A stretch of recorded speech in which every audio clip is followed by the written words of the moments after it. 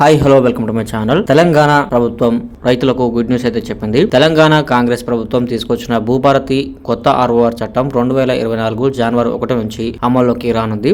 ధరణి బాధ్యతలు చేస్తున్నటువంటి టెరాసిస్ గడువు డిసెంబర్ 31వ తారీఖుతో ముగియనుండడంతో భూభారతి పోర్టల్ ని నేషనల్ ఇన్ఫర్మేషన్ సెంటర్ పూర్తి స్థాయిలో అధికారంలోకి తీసుకోనుంది. ధరణి పోర్టల్ బాధ్యతలు టెరాసిస్ సంస్థ ఎన్ఐసికి బదిలీ చేయనుంది. టెరాసిస్ బాధ్యతలను ఎన్ఐసికి అప్పగించిన వెంటనే ఫోరెన్సిక్ ఆడిట్ నిర్వహించేందుకు రేవంత్ ప్రభుత్వం యాక్షన్ ప్లాన్ ను అయితే ఇప్పటికే రెడీ చేసుకుంది.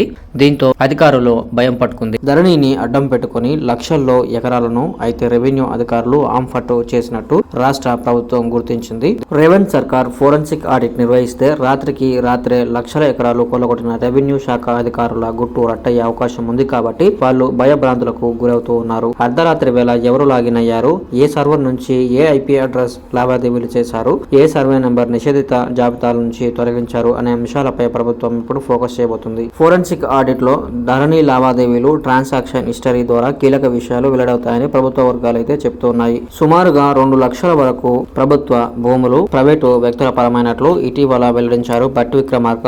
నిషేధిత భూములు రాత్రికి రాత్రే ఓ పెద్ద మనిషి అండ చూసుకొని ఆయన సమక్షంలోనే డీల్ జరిగిందని వినికిడి. రెవెన్యూ శాఖ మంత్రి పొంగిరెడ్డి కీలక వ్యాఖ్యలు అయితే చేశారు. ఒక్క హైదరాబాద్ పరిధిలో సుమారు 15,000 ఎకరాలు కొలగొట్టినట్లు గవర్నమెంట్ చెబుతోంది. 2014 రికార్డు పరిశీలించి ధరణి లావాదేవీలపై ఫోరెన్సిక్ ఆడిట్ నిర్వహించి విచారణ తర్వాత శిక్షిస్తామని రేవంత్ సర్కార్ అంటోంది. సో ఈ జనవరి నుంచి అయితే కొత్త ఆర్ఓఆర్ చట్టం అమల్లోకి రానుంది. ఈ చట్టం ద్వారా సాదా బైనామా కోసం ఎదురు చూస్తున్న వారికి ఒక ఊరట అనే చెప్పవచ్చు. సో ఇది ఈ రోజు వీడియో. మీకు నచ్చినట్లయితే లైక్ చేయండి. అలాగే మన ఛానల్ కి సబ్స్క్రైబ్ అవ్వడం మాత్రం మర్చిపోకండి. మరిన్ని విషయాల కోసం ఇప్పుడే మన వెబ్సైట్ ఫాలో అవ్వండి. ఇది రైతులకు తెలియజేయండి. జై జవాన్, జై కిసాన్.